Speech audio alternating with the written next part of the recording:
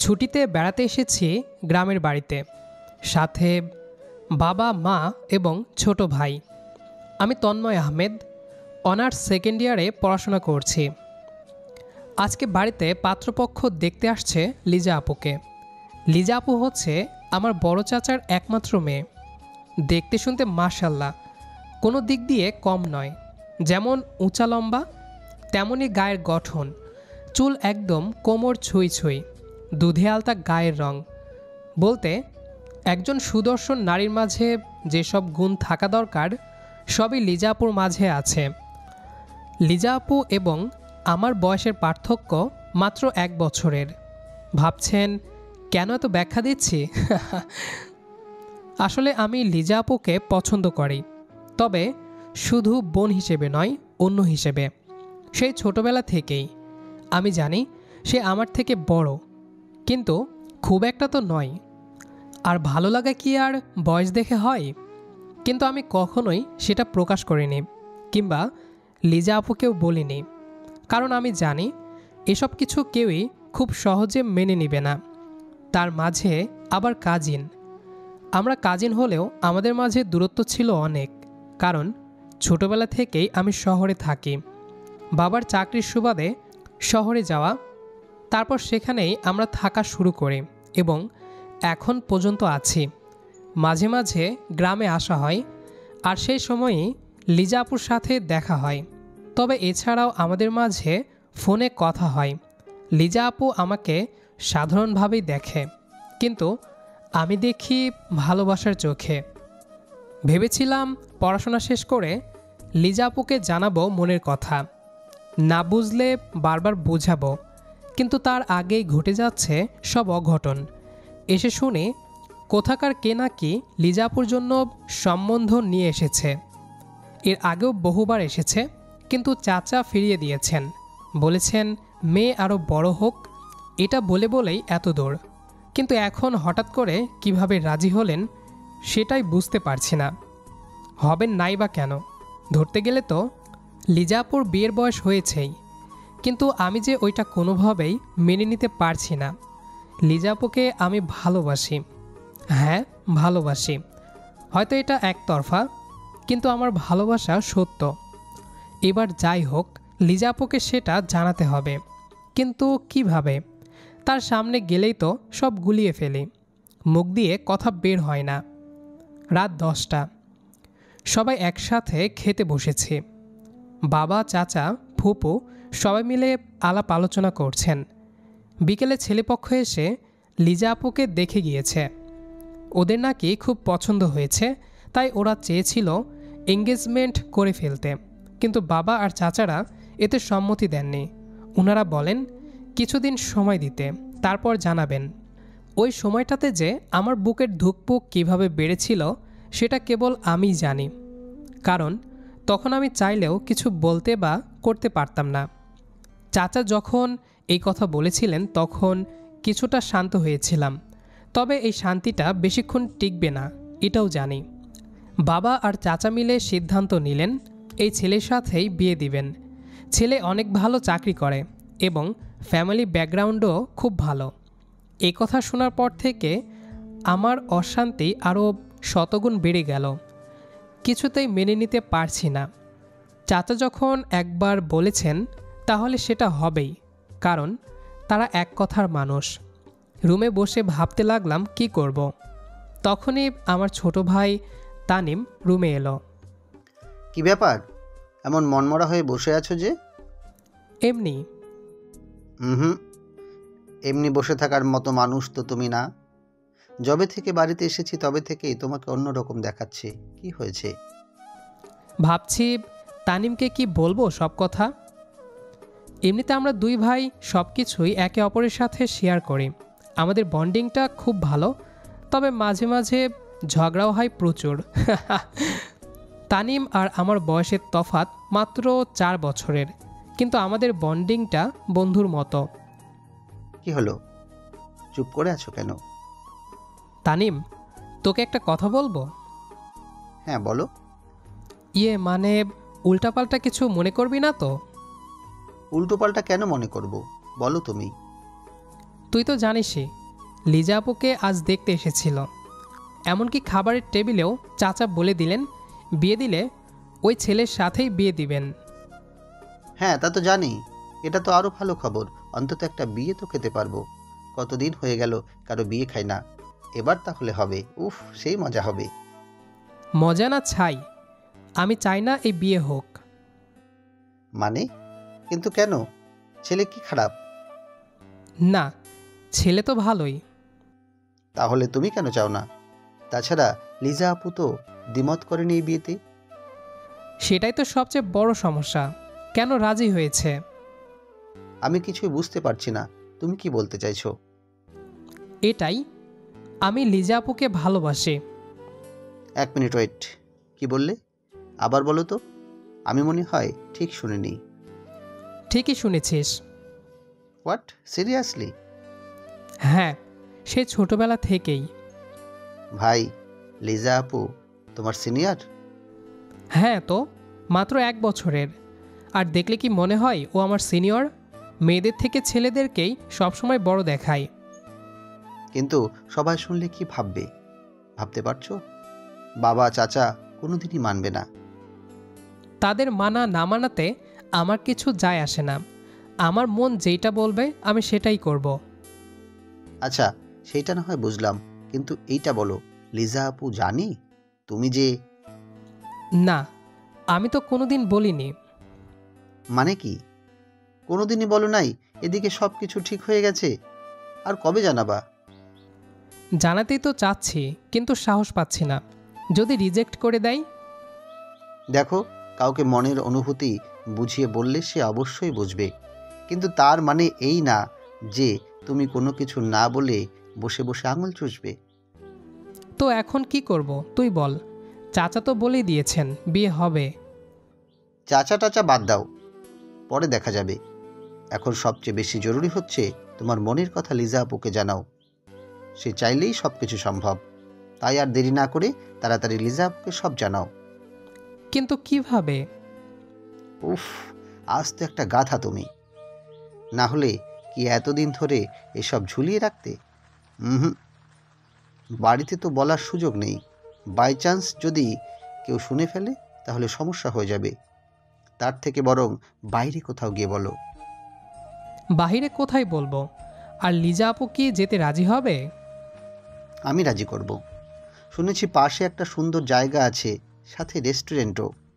ওখানে গেলে কেমন হয়? ভালোই। তাহলে কালকে লিজা আপুকে সাথে করে নিয়ে যাব। বাড়ির কেউ যদি কিছু জিজ্ঞেস করে?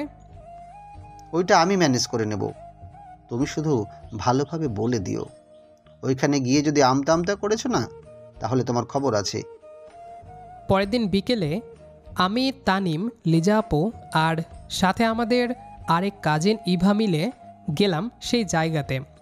প্রথমে কিছুটা ঘোরাঘুরি করলাম, আইসক্রিম খেলাম, তারপর একটা বেঞ্চে বসলাম, কিছু বাদাম কিনলাম। লিজা আপু বাদামগুলো ছুলিয়ে আমাদেরকে দিতে লাগলো। এমন সময় তানিম আমাকে চোখ টিপ মারল আর ইশারা দিল যেন এখনই সব বলি। আচ্ছা, তোমরা বসো, আমি আর ইভা একটু ওই দিক থেকে ঘুরে আসি। এখন আবার কোথায় যাবি? আরে এই দিকেই। আমার তো গ্রামে আসা খুব একটা হয় না, তাই ঘোরাঘুরিও হয় না। তোমরা বাদাম খাও, আমি আর ইভা ঘুরে আসছি। আর ভাইয়া যেন তোমাকে কি বলবে। আমাকে? হ্যাঁ ভাইয়া, তুমি বলো, আমি আসছি। এইটা বলেই তানিম আর ইভা চলে গেল। এদিকে আমি পড়লাম মহা ঝামেলায়। তানিম তো বলে গেল, কিন্তু আমি কিভাবে কি বলবো কিছুই বুঝতে পারছি না। এমন সময় লিজা আপু আবারও বলল, কি রে তন্ময়? হ্যাঁ বলো। আমি কি বলবো? তানিম না বলে গেলে তুই কি বলবি?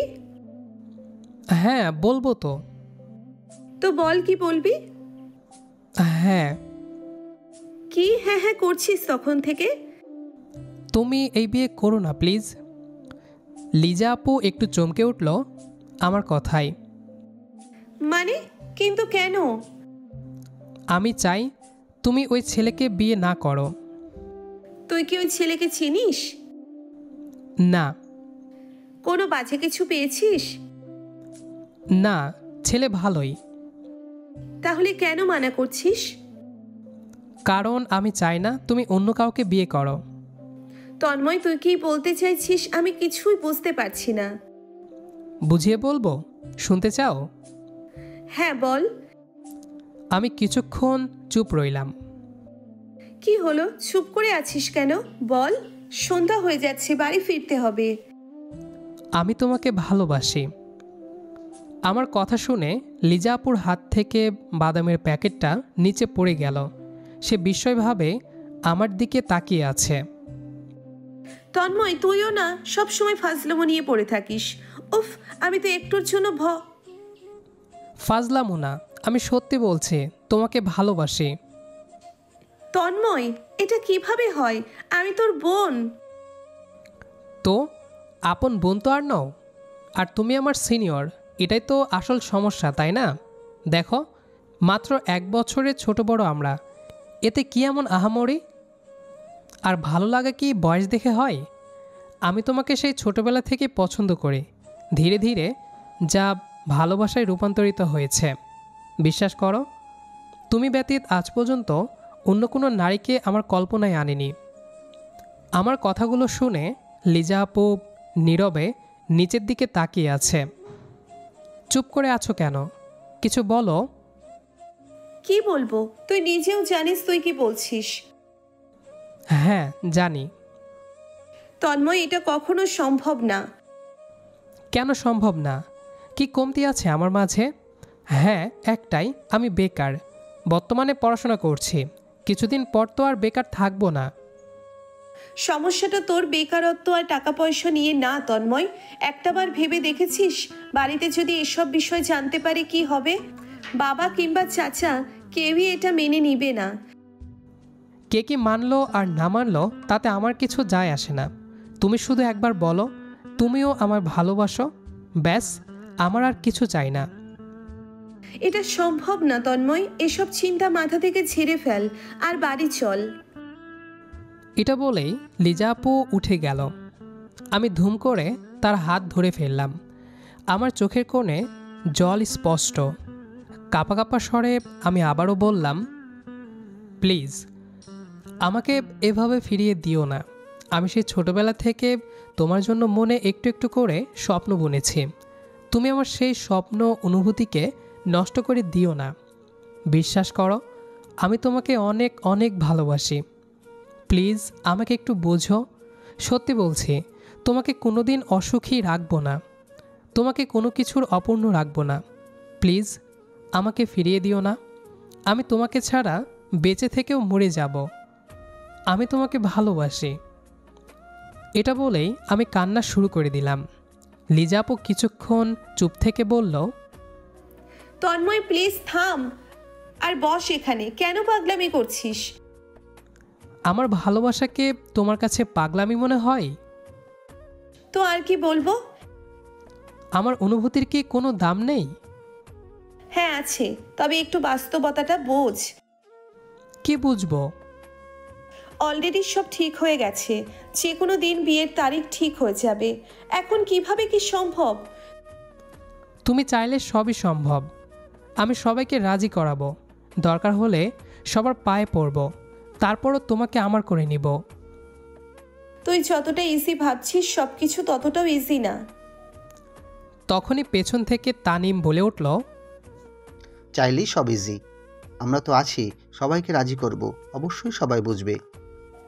মানে তোরাও জানিস? হ্যাঁ ডিয়ার হো ভাবি, প্লিজ এইবার রাজি হয়ে যান। আমার ভাইটাকে আর কষ্ট দিয়েন না। বেচারা সেই ছোটবেলা থেকে আপনার জন্য কষ্ট বুকে চেপে রেখেছে, তাকে এবার একটু ভালোবাসুন। ফাজিলের দল, তা তোর ভাই এত দেরি করে বলে কেন? আর একটু হলেই তো মুরগি জবাই হয়ে যেত। তার জন্যই তো আজকে সব বললাম, যাতে মুরগি জবাই না হয়। এখন আপনার মোরগকে আপনি কবুল করে নেন, তাহলে একসাথে মোরগ আর মুরগি জবাই করে রোস্ট করব। তোরা হাসছিস? বাড়িতে জানলে কি হবে জানিস? সেসব আমি দেখে নেব। এখন তুমি আগে এটা বলো, ভাইয়াকে ভালোবাসো কি না? বেচারা কখন থেকে অপেক্ষা করে বসে আছে, মনের ভেতরটা হয়তো কাটা মাছের মতো ছটফট করছে। লিজা আপু চুপচাপ তাকিয়ে আছে আমার দিকে, আমি নিচের দিকে তাকিয়ে আছি। সেইটা এখন বলবো না, সময় হোক তারপর বলে দিব। মানে কি? যে কোনো একটা তো বলো, হ্যাঁ অথবা না। বললাম তো সময় হোক বলবো।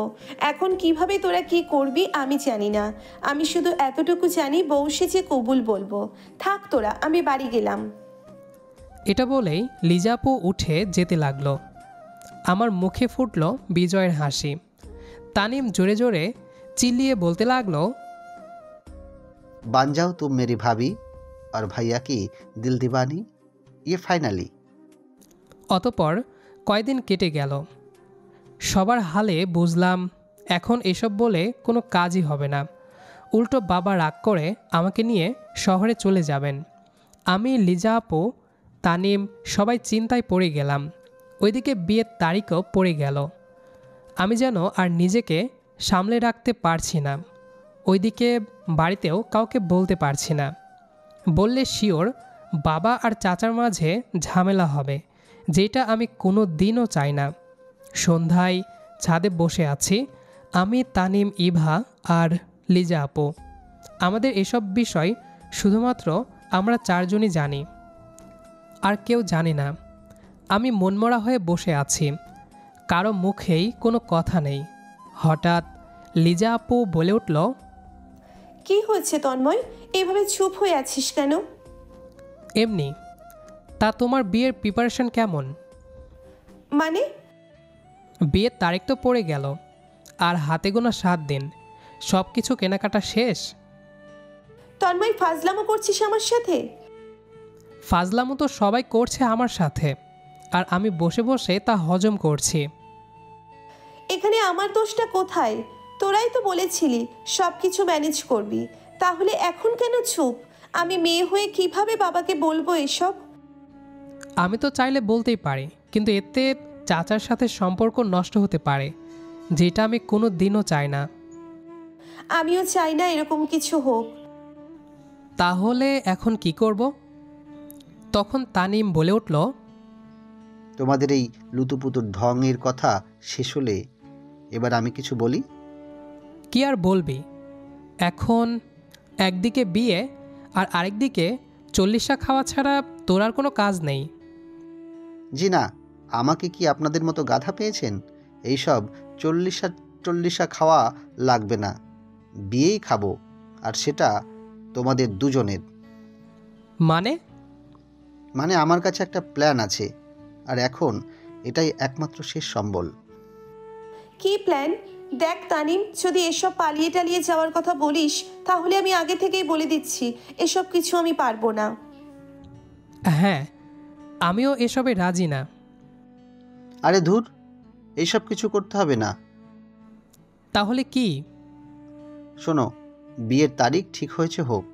লিজা আপু, তুমি ওই দিন ঠিকই বউ সাজবা। এই, তোর কি মাথা খারাপ হয়ে গিয়েছে?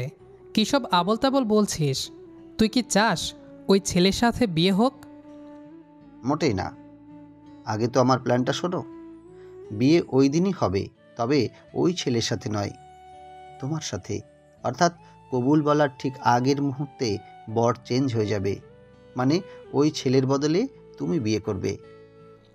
কিন্তু কিভাবে? আমি তো কিছুই বুঝতে পারছি না। আমিও। তুই কি বলতে চাচ্ছিস? দেখো, এখন তো কোনোভাবেই তোমার কথা বাড়িতে জানানো সম্ভব নয়। জানালেও অনেক বড় ঝামেলা হবে, এটা নিশ্চিত। আর সেইটা আমরা কেউ চাই না। তাই এই কথা বলছি। বিয়ের সব কিছু ঠিক আয়োজন হবে, কিন্তু বিয়ের আগের মুহূর্তে আমরা বিয়েটা ভেঙে দেব, অর্থাৎ বর আসবে না। তখন চারিদিকে একটা আহাজারি সৃষ্টি হবে। বাবা চাচারা সম্মানের চিন্তায় পড়ে যাবেন। যতই হোক, বাড়ির মেয়ের বিয়ে ভাঙলে সবাই চিন্তিত হবে। আর সেই মুহূর্তে ভাই, তুমি লিজা আপুকে বিয়ে করার কথা বলবে। প্রথমে একটু কথা কাটাকাটি বা ঝামেলা হলেও তখন মেনে নিতে বাধ্য থাকবে। যতই হোক, বাড়ির সম্মান বলে কথা। সেটা না হয় বুঝলাম, কিন্তু বিয়ে ভাঙবো কিভাবে? সেইটা আমি বুঝে নেব। ওই ছেলেকে লিজা আপুর নামে ভুলভাল বলে বিয়ে ভাঙতে বলবো। কি তুই আমার নামে ভুলভাল মিথ্যা বলবি? আহা, মিথ্যেই তো বলবো।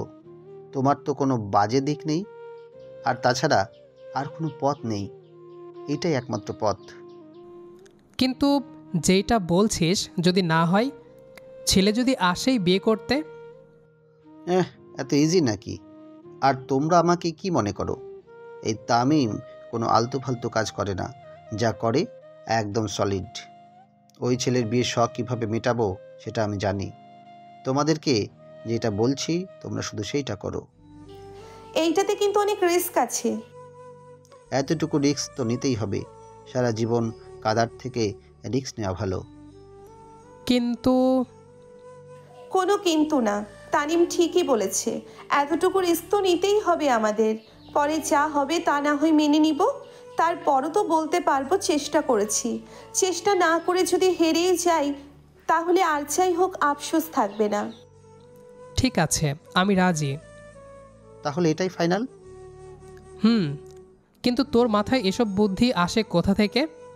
তুই যে এত পাজি আগে বুঝিনি। এ তামিন হ্যাঁ ব্রো। ভাবছোটা কি? তোকে তো মুভির ডিরেক্টর বানানো প্রয়োজন। অনেক ভালো ভালো ক্যারেক্টার লিখতে পারবি। একদম ঠিক। অতপর এলো সেই কাঙ্ক্ষিত দিন। পুরো বাড়ি জুড়ে চলছে বিয়ের ধুমধাম আয়োজন। একটু পর বর আসবে, সবাই হই হুল্লোড় নিয়ে ব্যস্ত। কিন্তু এদিকে আমার কলিজা শুকিয়ে আসছে কি হবে এটা ভেবে।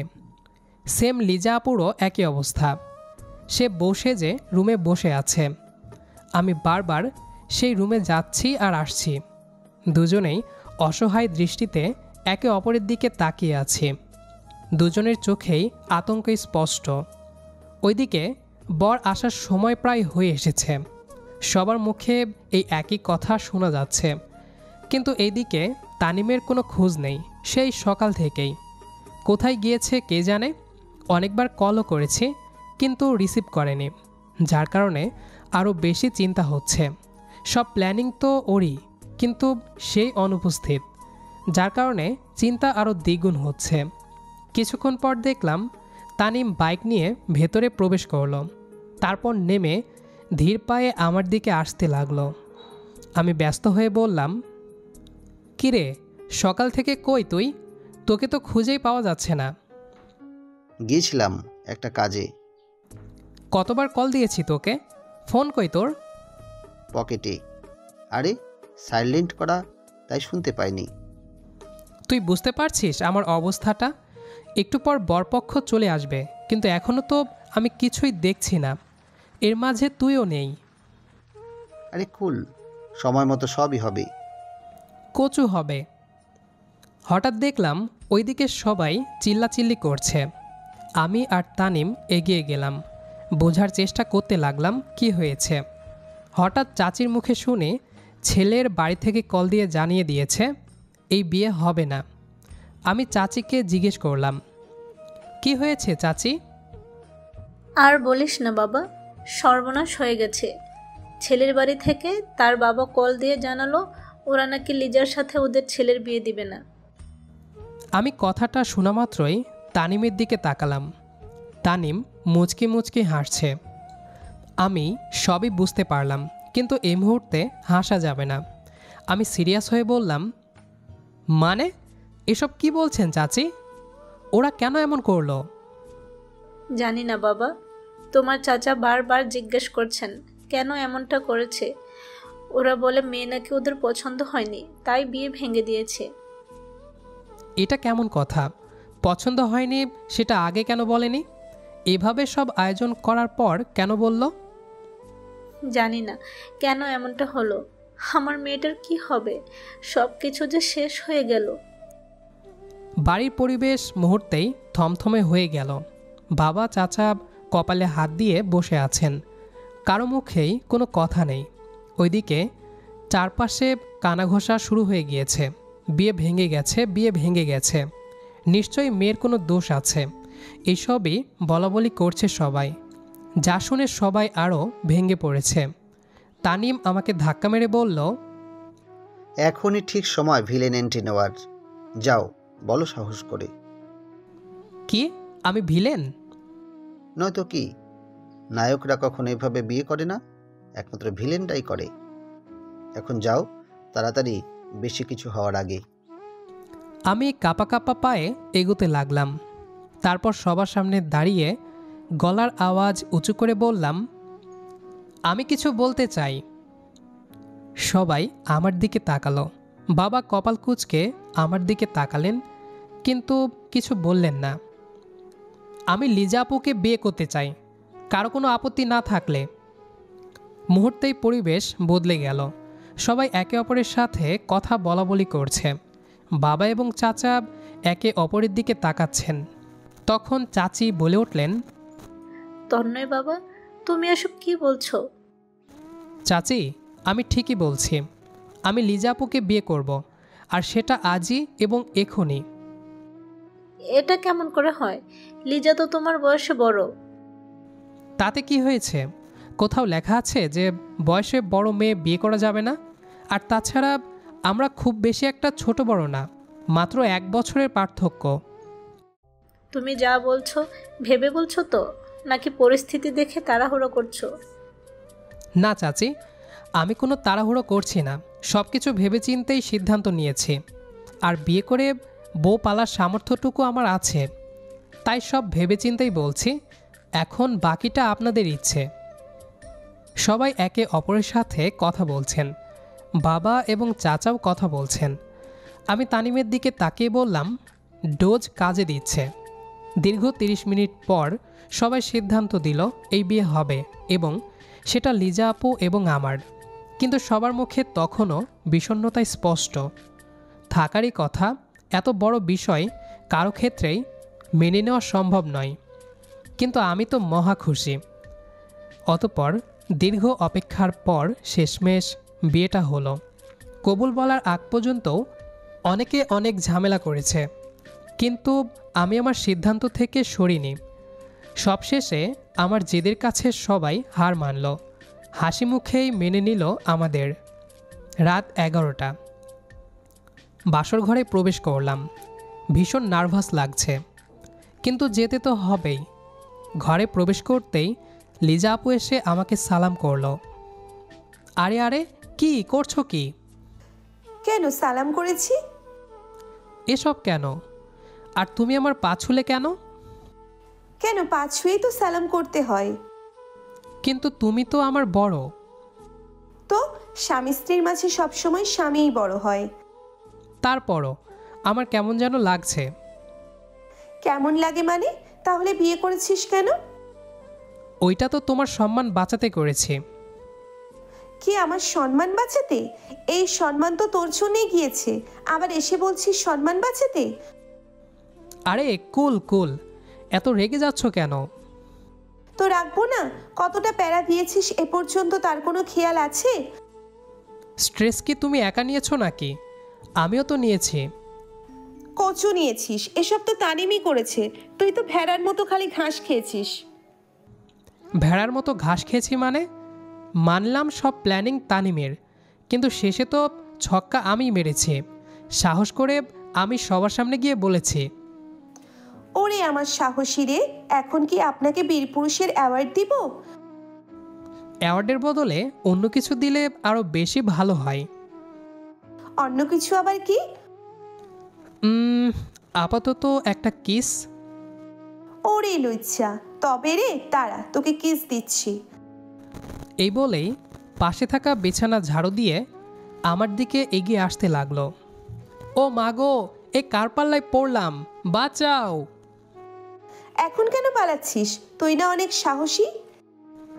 এমন সাহসিকতার প্রমাণ আমি দিতে চাই না। কেন, কিস লাগবে না? না থাক, লাগবে না। পরে আবার ইতিহাস হয়ে যাবে, আর হেডলাইন হবে, বাসরাতে কিস করতে যাওয়াতে বউয়ের হাতে ঝাড়ুর বাড়ি খেলো স্বামী। এমন ইতিহাস হলে মন্দ হয় না। তো বন্ধুরা, আমাদের আজকের গল্পটি এ পর্যন্তই। আমাদের আজকের গল্পটি আপনাদের কাছে কেমন লেগেছে সেটা অবশ্যই কমেন্ট করে জানাবেন। ভালো লাগলেও জানাবেন, খারাপ লাগলেও জানাবেন, কেননা আপনাদের এক একটি কমেন্ট আমাদের পরবর্তী ভিডিওর জন্য অনুপ্রেরণা যোগাবে। তো অবশ্যই কমেন্ট করে জানাবেন গল্পটি আপনার কাছে কেমন লেগেছে। তো দেখা হচ্ছে আবারও নতুন কোনো গল্প নিয়ে, সেই পর্যন্ত আমাদের সাথেই থাকবেন। আর আজকের গল্পটি যারা শেষ পর্যন্ত শুনেছেন তাদেরকে অসংখ্য ধন্যবাদ।